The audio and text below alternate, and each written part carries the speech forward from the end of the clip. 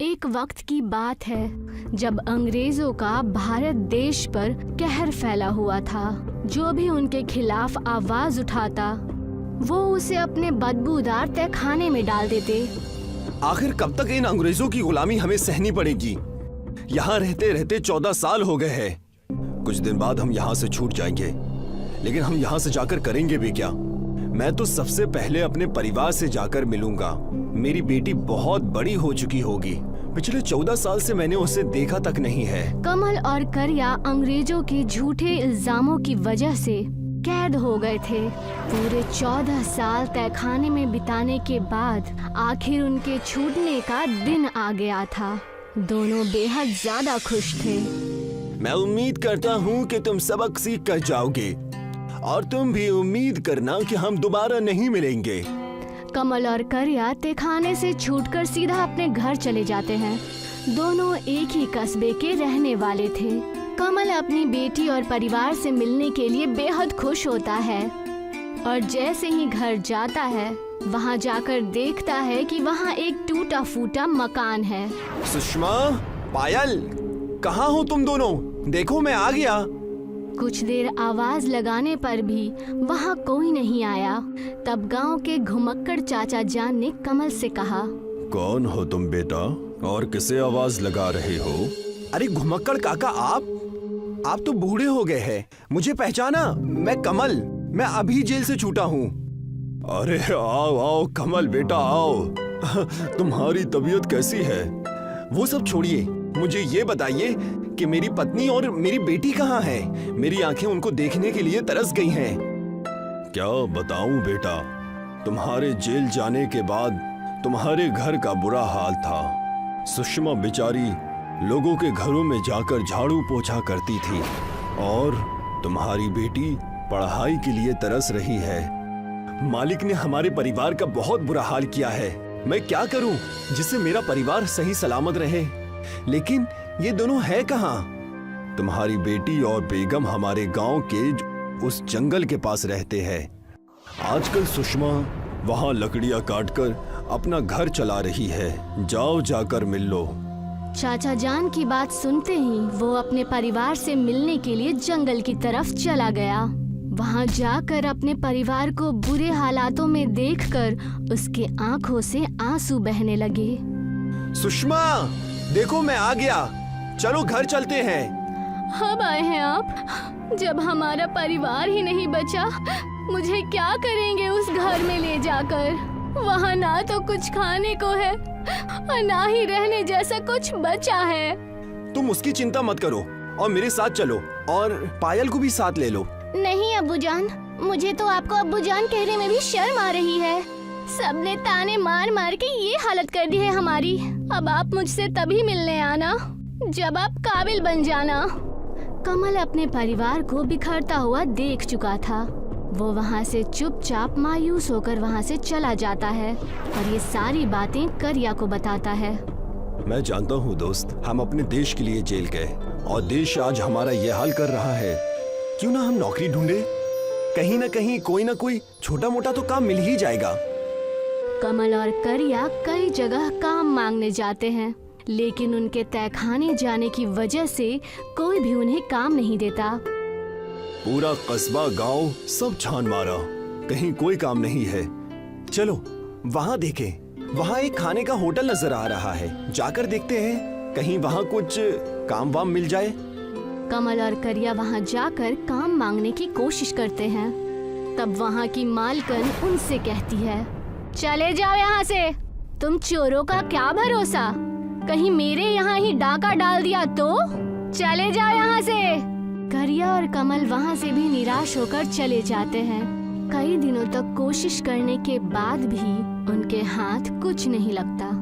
तब कमल कहता है, ये सब उस जेल की वजह से हुआ है। ना हम जेल जाते ना ये सब होता। तो चलो उसी जेल के पास। कमल और करिया उस तहखाने के पास जाते हैं जहाँ वो 14 साल से रह रहे थे और वहाँ जाकर उसी अंग्रेज जेलर से कहते हैं, तुमने हमें बेमतलब के 14 साल जेल में रखा, जिस वजह से ना तो हमारे पास काम है और ना ही खाना। और हमारा परिवार तो हमसे मिलने से भी डर रहा है। तुम जैसे 2 कौड़ी के कैदी फिर से जेल में आ गए, तो तुम क्या चाहते हो? तो तुम्हें हम और क्या दे?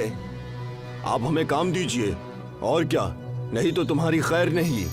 मैं तंग आ गया हूँ तुम जैसे से मिल मिलकर। हमेशा तुम्हारे जैसे कैदी यहाँ आकर काम की भीख मांगते हैं। क्या कहा? हमारे जैसे और है? क्या तुम बता सकते हो वो कहाँ मिलेंगे? खुद जाकर देख लो, मैं तुम्हारा नौकर नहीं हूँ। कमल और करिया सारे बेरोजगार तहखाने के कैदियों को ढूंढने लगे।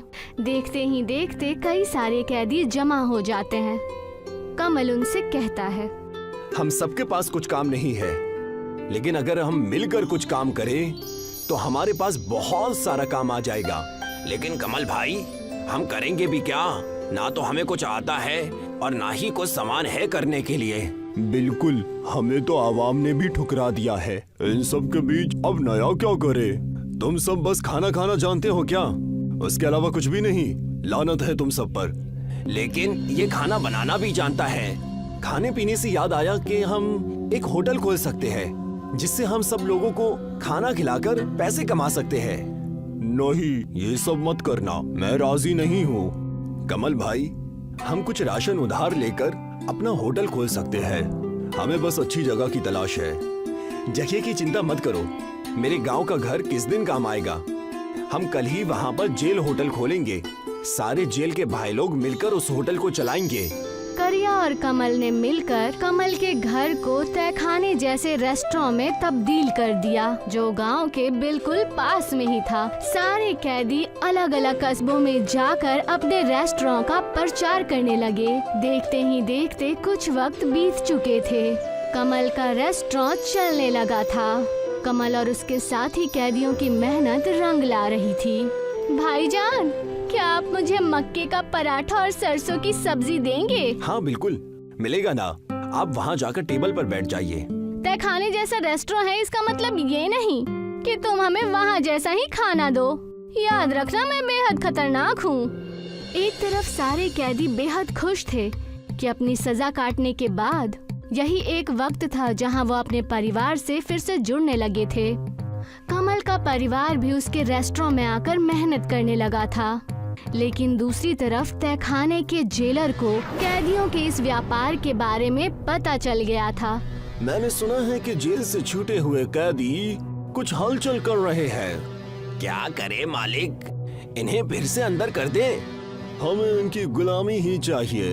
इन्हें मिलावट का खाना बनाने के जुर्म में गिरफ्तार कर लो। और वैसा ही हुआ। जेलर और उसके सिपाही अगले दिन ही कमल के रेस्टोरेंट में पहुंचकर उनको मिलावट का सामान बेचने के जुर्म में गिरफ्तार करने आ जाते हैं। मैं तुम सबको नकली जहरीला खाना बनाने के इल्जाम में गिरफ्तार करता हूँ। तुम 2 कौड़ी के लोग जेल में ही रहना डिजर्व करते हो, ना कि जेल के बाहर। और जैसे ही अंग्रेज जेलर और उनके सिपाही उन्हें गिरफ्तार करने लगे, सारे कस्बे वाले इकट्ठा हो गए और उनसे कहने लगे, तुम सब यहाँ से चले जाओ, वरना तुम्हारी खैर नहीं। हम तुम्हें कहीं का नहीं छोड़ेंगे, वरना मुझे तुम्हें गिरफ्तार करना पड़ेगा। अंग्रेज के इतना कहते ही घुम्मट चाचा जान ने अपने थैले में रखा अगरबत्ती का पाक राख निकालते हैं और उनसे कहने लगते हैं, ये मेरे हाथ में जो जादुई अगरबत्ती का राख दिख रहा है ना, ये जादुई है। अगर इसे मैंने तुम्हारे ऊपर डाल दिया तो तुम्हारा जीना हराम हो जाएगा। मैं सब अंधविश्वासों को नहीं मानता। घुम्मट चाचा जान ने उन अंग्रेजों पर वो पाक राख छिड़क दी, जिससे अंग्रेजों को दिखाई देना बंद हो गया। अरे, मुझे दिखाई क्यों नहीं दे रहा है? ओह माय गॉड, मुझे दिखाई क्यों नहीं दे रहा है? मुझे माफ कर दो, मैं ये गलती दोबारा नहीं करूँगा। अभी सिर्फ दिखाई देना बंद हुआ है, चले जाओ वरना सब बंद हो जाएगा। घुम्मट चाचा जान के पाक राख ने कमल के रेस्टोरेंट को बचा लिया। सारे कस्बे वालों ने एक साथ मिलकर अंग्रेजों का सामना किया और उन्हें अपने कस्बे से मार भगाया। पवन और सोनू 2 सगे भाई थे। उनकी माँ ने मरने से पहले पवन को सोनू की जिम्मेदारी दी थी, क्योंकि पवन चतुर था और सोनू बहुत ही सीधा था। मेरे बच्चों, मेरा अंत समय आ गया है और मुझे सोनू की चिंता होती है। वो बहुत भोला है, उसका जीवन कैसे व्यतीत होगा, और ऊपर से वो एक पैर से अपाहिज भी है। अम्मा, आप ऐसा क्यों कह रही हैं? बेटा, एक ना एक दिन तो सबको जाना ही है। मेरा वक्त अब आ गया है। मैं तेरे अब्बू के पास जा रही हूँ। अब सोनू की जिम्मेदारी मैं तुझ पर छोड़कर जा रही हूँ। जो हमारी जमीन है उसमें खेती बाड़ी करना और अपना जीवन व्यतीत करना, सोनू का ख्याल रखना। ये कहकर सोनू के माँ की मृत्यु हो जाती है। सोनू को बहुत दुख होता है। पवन को अम्मी के जाने का दुख तो होता ही है, परंतु उसे बहुत खुशी भी होती है कि उसके पास जमीन का एक छोटा सा टुकड़ा आ गया है और अब वो अपने जीवन को बहुत अच्छी तरह से व्यतीत करेगा। अम्मा गई तो गई, मगर अपनी सारी जिम्मेदारी मुझे देकर चली गई। इस अपाहिज सोनू को मैं कब तक ढोता रहूंगा? मेरा भी परिवार होगा, मेरे भी बीवी बच्चे होंगे, तो क्या मैं जिंदगी भर इस अपाहिज सोनू को अपने साथ रखूंगा? नहीं, मैं ऐसा नहीं होने दूंगा। पवन सोच रहा था कि वो सोनू को अपने से दूर कैसे रखे। तभी उसके शैतानी दिमाग में एक तरकीब आती है और वो सोनू को आवाज देता है। देख सोनू, अम्मा तो हमें छोड़कर चली गई और तेरी जिम्मेदारी मेरे ऊपर छोड़कर चली गई। अब इतनी बड़ी जमीन है, इसको मैं अकेला कैसे संभाल सकता हूँ? मुझे तो खेती करनी भी नहीं आती। मैं भला इतनी बड़ी जमीन पर खेती कैसे कर पाऊंगा? ये तो मुझे आता ही नहीं, क्योंकि मैं तो कभी अम्मा के साथ खेत पर गया भी नहीं था। पूरा दिन तू ही तो उनके साथ खेत पर जाया करता था। माँ मुझे खेती करने ही नहीं देती थी, बस पढ़ाई करने को कहती रहती थी। भैया, आप फिक्र क्यों करते हैं? मैं पूरी जमीन संभाल लूंगा। आप अपनी तालीम पर ध्यान दीजिए। सोनू, तुम कितने अच्छे हो। तुमने खेतों की जिम्मेदारी लेकर मेरे ऊपर से बहुत बड़ा बोझ हटा दिया। तुम खेत संभालो, मैं पढ़ाई संभालता हूँ। आप बेफिक्र रहिए, मैं अब जमीन की तरफ जाता हूँ। सोनू कड़ी धूप में खेती करता है। वो खेत में चने की दाल और गेहूं उगाता है, जो कि बहुत अच्छी फसल के रूप में उभर कर आते हैं। उन्हें देखकर सोनू बहुत खुश हो रहा था, क्योंकि उसकी मेहनत रंग लाई थी। वो भागा भागा पवन के पास जाता है। अरे ठहर जा, क्यों इतनी तेजी से भाग रहा है? ऐसा क्या हो गया कि तू इस तरह भागता हुआ आ रहा है? वैसे तो तू चल भी नहीं पाता, लेकिन अब हवा से बातें कर रहा है तू। भैया, बात ही कुछ ऐसी है। देखो, मेरी मेहनत रंग लाई। गेहूं की बालियां कितनी अच्छी हुई हैं। हवा में ऐसे लहरा रही हैं जैसे सोना। चने की दाल और गेहूं बहुत अच्छे हुए हैं इस बार। अच्छा, क्या बात है? पवन जब खेत में गेहूं और चने की दाल देखता है तो उसे बहुत खुशी होती है और उसके मन में लालच आ जाता है। अगर ये सोनू यहाँ पर रहेगा तो मुझे इसे आधा हिस्सा देना पड़ेगा। मैं इसे थोड़ा सा चना और गेहूं देकर इसको रफा दफा कर देता हूँ। देख सोनू, तूने मेहनत की, ये बहुत अच्छी बात है, मगर मैं कब तक तेरा बोझ उठाऊंगा? तू अपने हिस्से के चने और गेहूं लेकर अब मेरा पीछा छोड़ दे। भैया, आप ऐसे क्यों कह रहे हैं? अम्मी ने आपको और मुझे साथ रहने को कहा था। अम्मा इस दुनिया में अब नहीं है, इसलिए अब तू भी मेरी जिंदगी से रफा दफा हो जा। पवन सोनू को धक्के मारकर भगा देता है। सोनू परेशान होकर एक नदी के किनारे बैठा होता है। तभी उसका दोस्त अनिल वहां आ जाता है और उससे उसकी उदासी का कारण पूछता है। सोनू सारी बात अनिल को बता देता है। अनिल उसकी परेशानी देखकर सोनू को उसके साथ अपने घर पर चलने को कहता है। यार, मुझे अपने भैया से ये उम्मीद नहीं थी। मुझे घर से ही निकाल दिया। अब मैं इस दुनिया में किसके सहारे जीऊंगा? ये मुट्ठी भर गेहूं और चने लेकर मैं अपना जीवन कैसे व्यतीत करूंगा? गलती तो वैसे भाई की भी नहीं है। मुझ जैसे अपाहिज और मंद बुद्धि को वो अपने साथ भला रखेंगे भी क्यों? तू फिक्र क्यों करता है? तू मंद बुद्धि नहीं है, बल्कि बहुत सीधा है और हर किसी को अपनी खासियत के बारे में पता नहीं होता। अब करूं भी तो मैं क्या करूं? तू फिक्र मत कर, मेरे घर चल। मेरी माँ ने आज अच्छे पकवान बनाए हैं। आजा, मैं तुझे खिलाता हूँ। सोनू के बहुत मना करने पर भी अनिल उसे अपने साथ घर ले जाता है और घर ले जाकर दाल पकवान खिलाता है जो सोनू को बहुत पसंद आती है। ये तो बहुत स्वादिष्ट है, जी कर रहा है बस खाए जाऊं। मैंने इतना स्वादिष्ट खाना कभी नहीं खाया।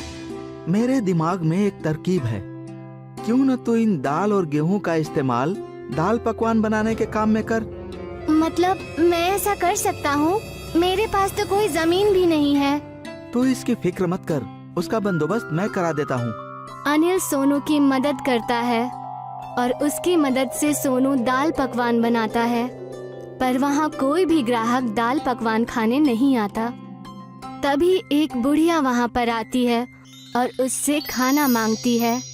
अम्मा जी, आज ही दुकान शुरू की है, अभी तक कोई ग्राहक नहीं आया है। आप आई हो मेरी पहली ग्राहक, मैं आपको दाल पकवान जरूर खिलाऊंगा। पर बेटा, आज तुम्हारी पहली रसोई है, पर मेरे पास तुम्हें देने के लिए कुछ भी नहीं है। आपके पास तो बहुत कीमती चीज है, वो है आपकी दुआएं। आप बस अपनी दुआएं दीजिए और ये दाल पकवान खाइए। बुढ़िया दाल पकवान खाकर बहुत खुश होती है और वो अपनी पोटली में से थोड़ी सी चने की दाल निकालकर, मेरे पास तुम्हें देने के लिए कुछ भी नहीं है, लेकिन हाँ, ये चने की दाल है, इसे मेरी दुआएं समझकर अपने पास रख लो और इसे अपनी दाल में मिला लेना। ये कहकर वो चली जाती है। अगले दिन सोनू फिर से दाल पकवान बनाता है और बुढ़िया के दिए हुए दाने उस दाल पकवान में डाल देता है। जैसे ही दाल बनती है, ग्राहकों की कतार लग जाती है और शाम तक उसकी बहुत आमदनी होती है। उसे अपनी आंखों पर विश्वास नहीं होता। मुझे तो विश्वास नहीं होता, एक ही दिन में मुझे कितनी बरकत हो गई है। कल तक तो एक भी ग्राहक नहीं आया था। ये सब तुम्हारी नेकी का बदला है।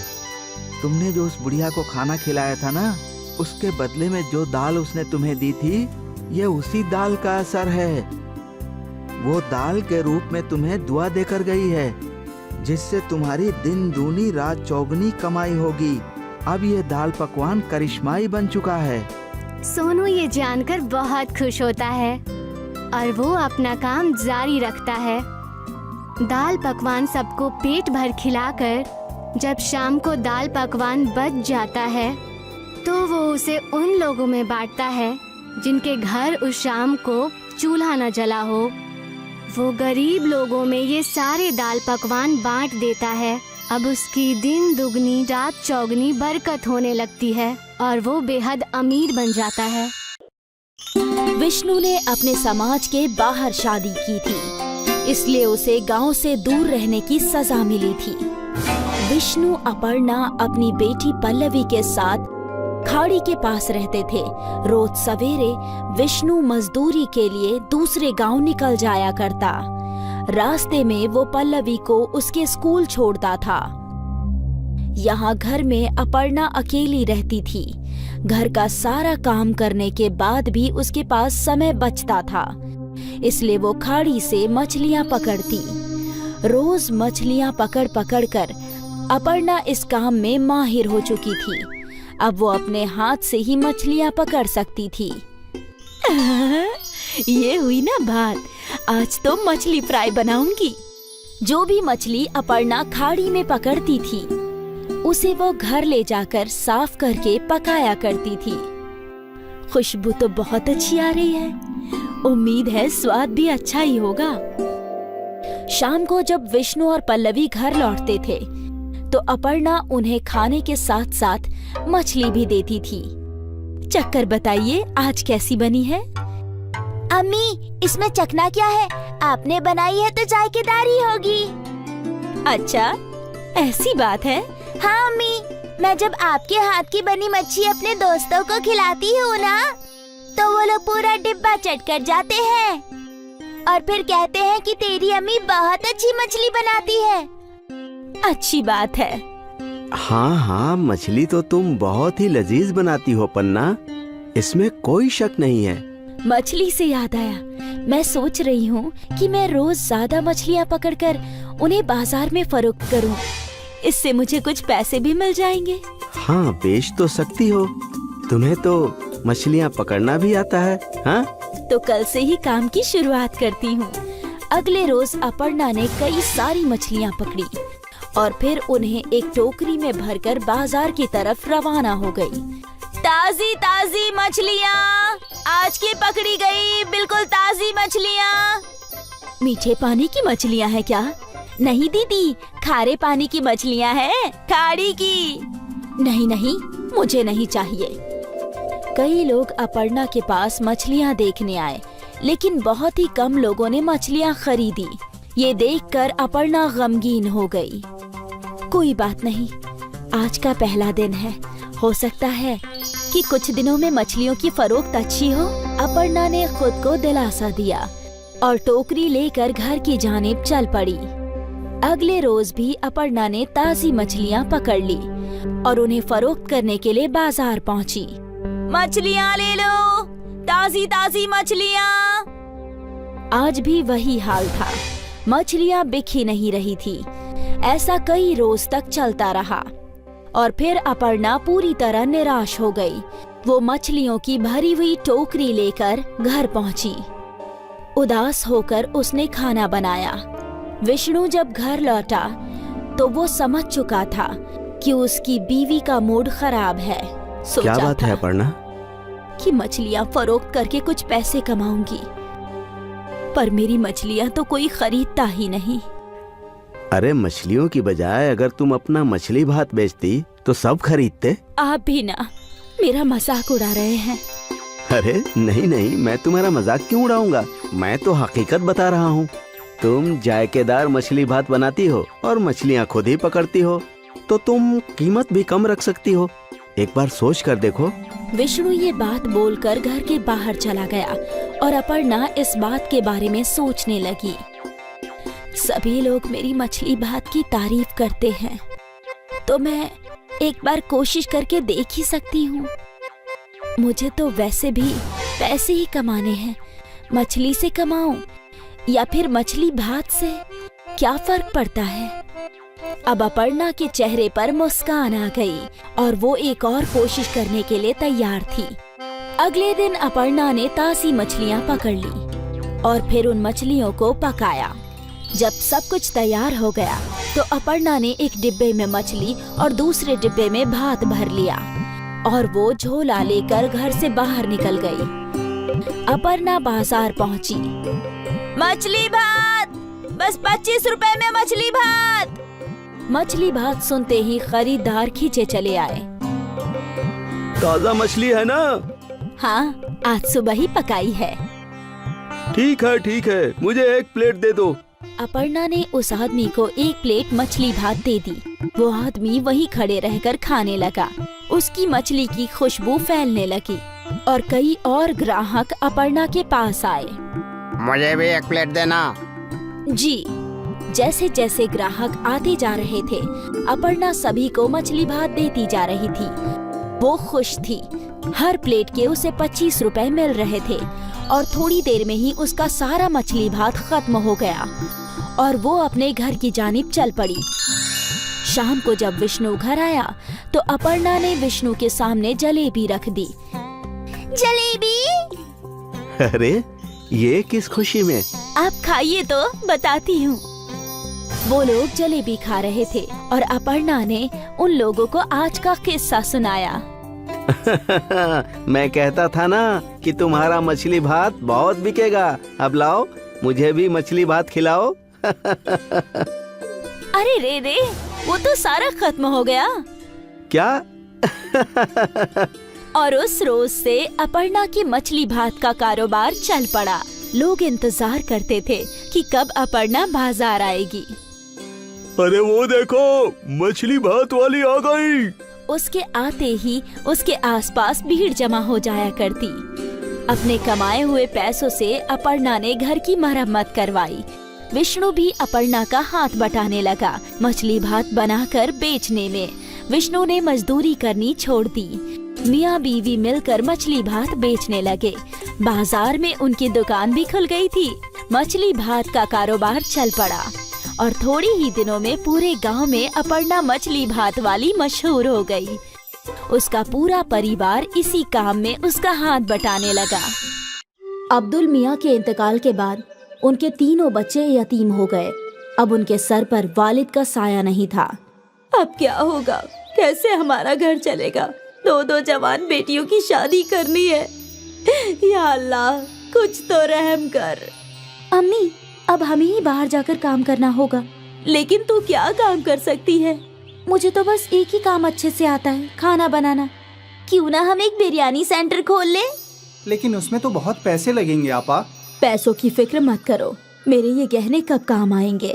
और बस एक बार सब ठीक हो जाए तो तुम तीनों इसे मिलकर छुड़ा लेना। लेकिन अम्मी, अब्बा ने ये आपके लिए खरीदे थे। बेटा, मेरी पहली जिम्मेदारी तुम सब हो। जेवर का क्या है, वो तो वापस मिल ही जाएंगे। ठीक है। शिफा ने अपनी अम्मी के जेवर ले लिए और उन्हें गिरवी रखकर उसे 20,000 रुपए मिले। उन पैसों से उन लोगों ने एक छोटा सा ठेला खरीद लिया और तीनों भाई बहन मिलकर उस ठेले पर काम करने लगे। ले लो गर्मा गर्म बिरयानी, जायका ऐसा कि उंगलियां चाटते रह जाओगे। ले लो गर्मा गर्म बिरयानी। कई लोगों ने उनके ठेले की बिरयानी चखी और सभी को वो बिरयानी अच्छी लगी। वाह, क्या बिरयानी है! हमने कभी इतनी लजीज बिरयानी नहीं खाई। हाँ, बहुत अच्छी बिरयानी है। शुक्रिया भाईजान, ये हमारी अम्मी का नुस्खा है, हमारी अम्मी की स्पेशल बिरयानी। बहुत अच्छी है। और देखते ही देखते उनका बिरयानी का ठेला चल पड़ा। अब लोगों की भीड़ लगने लगी। मुझे 2 बिरयानी पार्सल देना। ठीक है। मुझे भी दे दो। अब नदीम को लोगों को बुलाने की जरूरत नहीं थी। ठेले पर इतनी भीड़ रहती थी कि तीनों भाई बहन मिलकर ऑर्डर दिया करते थे। ये लीजिए आपका ऑर्डर। ये आपका। ये आपका। 1 माह बाद शिफा अपने कमाए हुए रुपए गिन रही थी। ये लीजिए अम्मी, इस माह का मुनाफा 20,000 रुपए। क्या?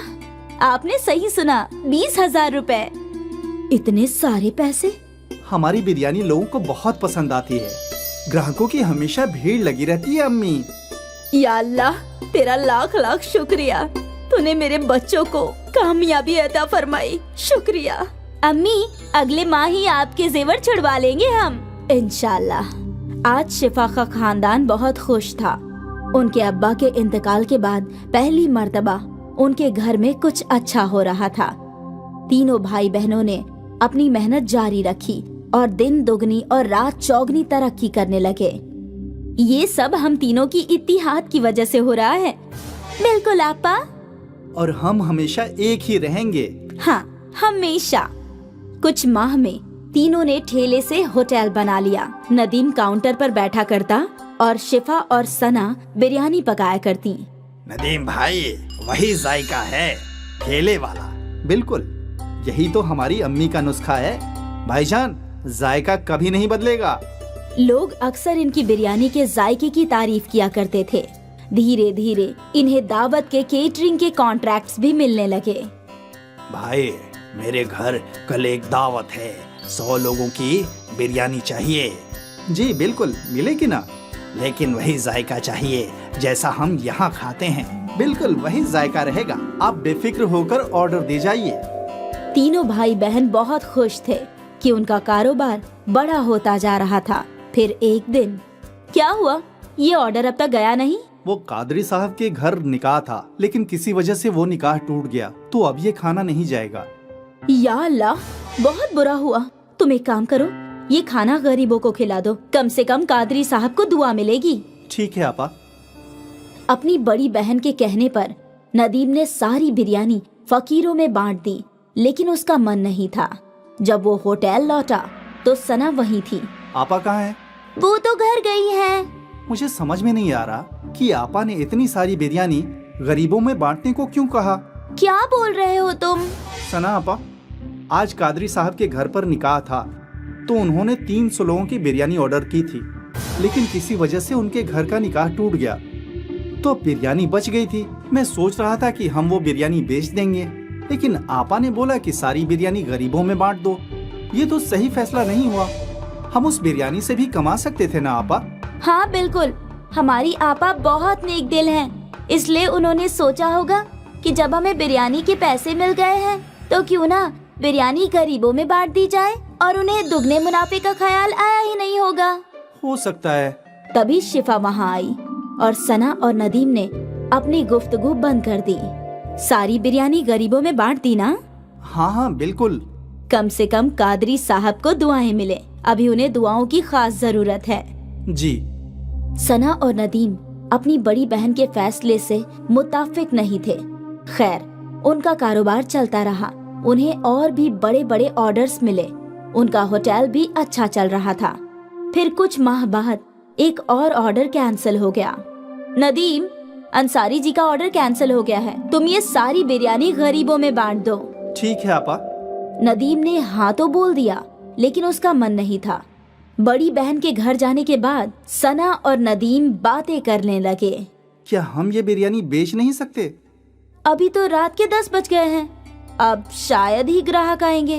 एक काम करते हैं, इसे अंदर रख देते हैं, कल पहले यही बिक जाएगा। हाँ हाँ, ये सही होगा। दोनों भाई बहन ने मिलकर वो बिरयानी छुपा दी। अगले दिन उन लोगों ने पहले वही बिरयानी बेची और वो दोनों बेहद खुश थे कि मुनाफा दुगना हो रहा है, और शिफा इस बात से बेखबर थी। फिर क्या था, जब भी कोई ऑर्डर कैंसिल होता, अगले दिन वो बिरयानी सना और नदीम होटल में बेचा करते थे। ये सिलसिला काफी महीनों तक चलता रहा। एक दिन ये बासी बिरयानी एक रेगुलर कस्टमर के प्लेट में आई।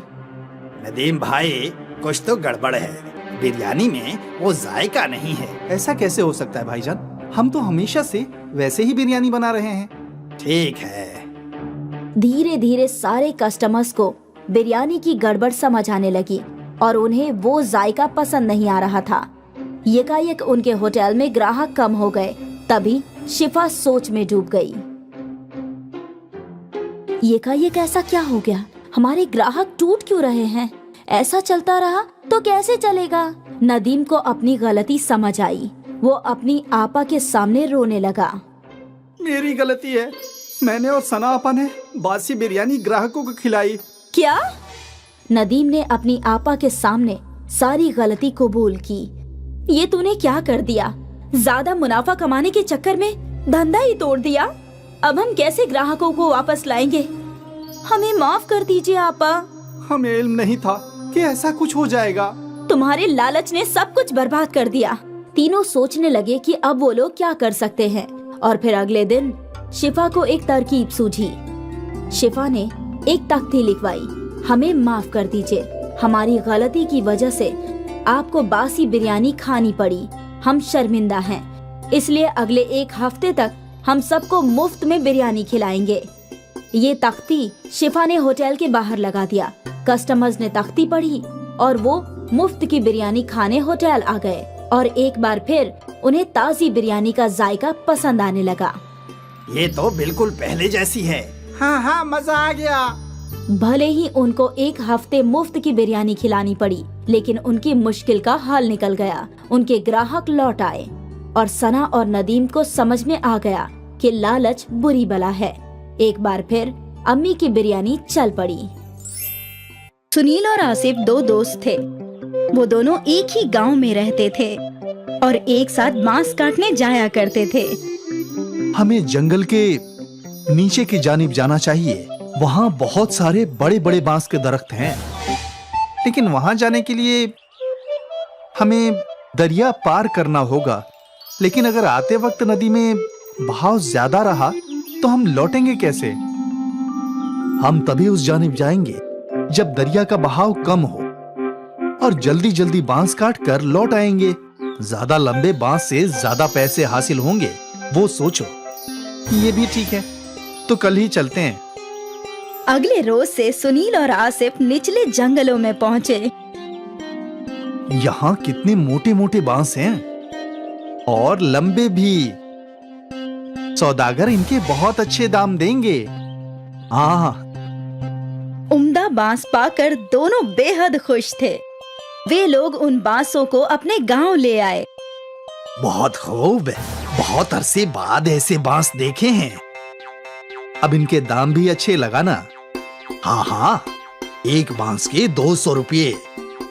तुम दोनों 5 बांस लाए हो, इनके हुए 1000। 1000 पाकर दोनों बेहद खुश थे। वो पैसे दोनों ने आपस में बांट लिए। रोज छोटे छोटे बांस से सिर्फ 300 रुपये की कमाई होती थी, आज 500 रुपये की। अब तो हम जंगल के निचले हिस्से में ही जाया करेंगे। हाँ हाँ।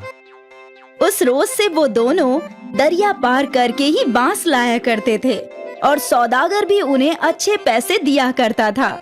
एक सुबह दोनों दोस्त जाने के लिए निकले। भाई, अम्मी ने फरमाया है कि बाजार से कुछ चावल और मसाले लाने हैं और मुझे पनीर भी लेना है। तो चल कब्ल बाजार चलते हैं, फिर वहां से दरिया पार जाएंगे। हाँ, दोनों काम एक साथ हो जाएगा। दोनों बाजार पहुँचे और उन्हें जो जो सामान लेना था उन्होंने खरीद लिया। देख दोस्त, कितना ताजा पनीर मिला है। आज रात तो मेरी दावत है। मैं भी आऊंगा नोश फरमाने। हाँ ना, तुझे कभी मना किया है क्या? चल अब दरिया पार चलते हैं। बांस काटकर फरोख्त भी तो करना है। हाँ हाँ। और वो दोनों निचले जंगल की जानिब बढ़ गए। हमेशा की तरह उन दोनों ने दरिया पार किया और फिर जंगल में पहुंच गए और बांस काटने लगे। लेकिन यकायक बारिश शुरू हो गई। हमें घर लौटना चाहिए, दरिया में पानी बढ़ने लगेगा। हाँ, बस ये आखिरी बांस काट लेते हैं। हाँ। बारिश और तेज हो गई। कुछ ही देर में उनका बांस कट गया और वो लोग बांसों को इकट्ठा करके दरिया की जानिब बढ़ने लगे।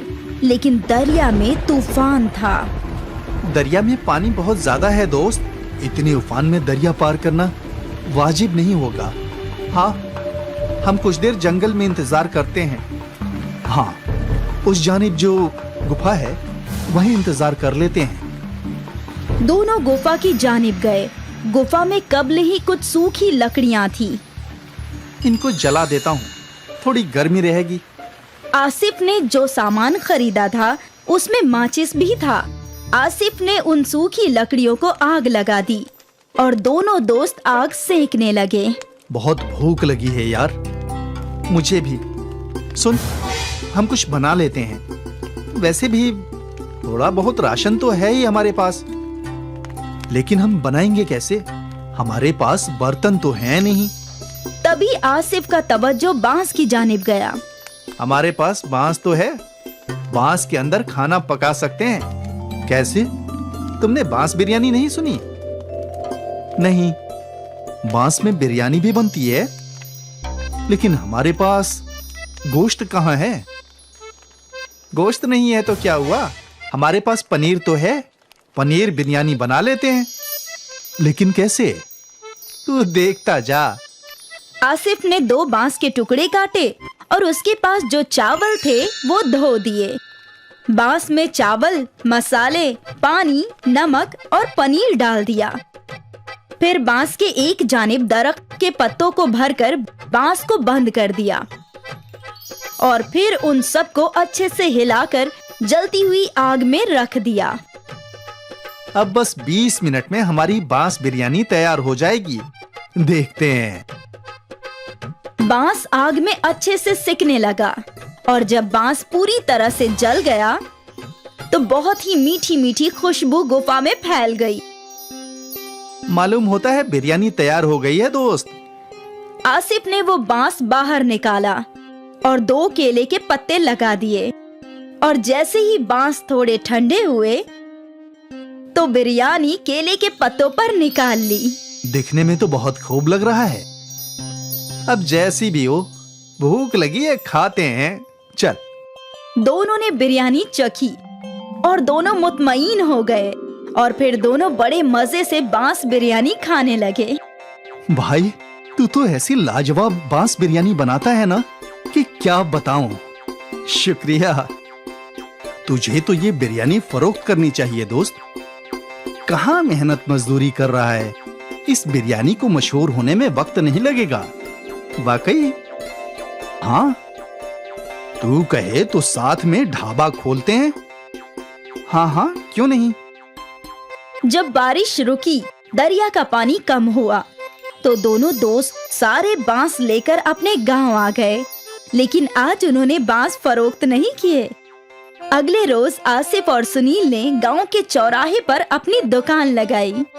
गांव वाले हैरत में थे कि आखिर ये लोग बांस में क्या फरोख्त कर रहे हैं। अरे बेटा, ये क्या है? ये बांस बिरयानी है चाचा, पनीर की। बांस बिरयानी? जरा हमें भी खिलाओ। गांव के लोगों ने पहली मर्तबा बांस बिरयानी चखी। अरे वाह, क्या खूब जायका है आसिफ भाई। ऐसी बिरयानी जिंदगी में नहीं खाई, मजा आ गया। आसिफ और सुनील की बांस बिरयानी गांव में मशहूर हो गई। खरीदार कतार में खड़े रहकर बांस बिरयानी खाने लगे। आसिफ और सुनील की आमदनी में कई गुना इजाफा हो गया। और फिर क्या था, सुनील और आसिफ ने मजदूरी छोड़कर बांस बिरयानी फरोख्त करना शुरू कर दिया। वो लोग दिन दोगुनी और रात चौगुनी तरक्की करने लगे। दूर दूर से लोग बांस बिरयानी खाने के लिए आने लगे और देखते ही देखते उनका गांव में बहुत बड़ा रेस्टोरेंट बन गया और दोनों अमीर बन गए। सोचा नहीं था कि कभी ये सब भी होगा। मैंने भी बिल्कुल नहीं सोचा था दोस्त। उस रोज वो बारिश हमारी किस्मत बदलने के लिए आई थी। हाँ, ना उस रोज बारिश आती और ना हम फंसते और ना ही हम कभी बांस बिरयानी बनाते। दोस्त, ये सब कब्ल ही लिखा हुआ था। ऊपर वाला कब्ल ही सबकी किस्मत लिख देता है। हम तो बस मोहरे हैं जो उसकी राह पर चलते हैं। बिल्कुल। बांस बिरयानी ने आसिफ और सुनील की किस्मत बदल दी और उन दोनों को जिंदगी का बहुत बड़ा सबक मिला। परेशानियों से ही नए रास्ते हासिल होते हैं और ना जाने कब किस्मत कौन सा मोड़ ले ले।